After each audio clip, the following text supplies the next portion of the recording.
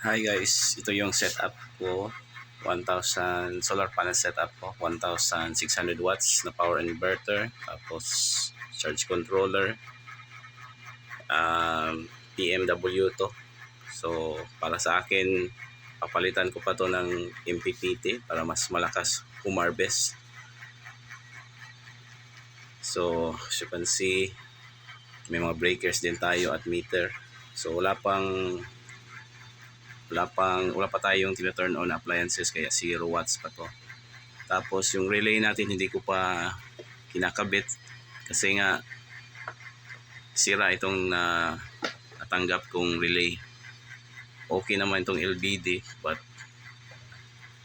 kailangan ko kasing i-attach siya dito so kaya ang ginawa ko lang muna temporarily, dinirekta ko na lang siya dito. Instead na dito siya dadaan sana, hindi ito nag-work so inabit ko na lang siya direkta. So far wala pang masyadong araw kasi anong oras, 7:15 pa lang ng umaga.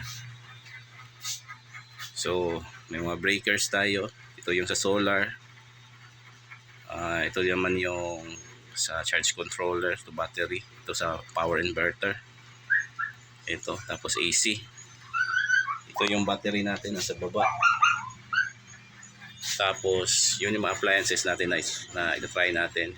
So wala pa, as you can see, saksak natin. Ito yung extension wire pala. So automatic, 47, 49, yan yung wattage ng tatlong gamit na to, yung laptop, yung TV. Turn on natin yung TV. So a total of 6877 yan.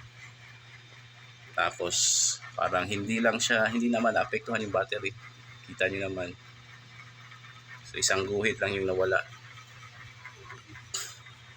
So yan, I will keep you updated.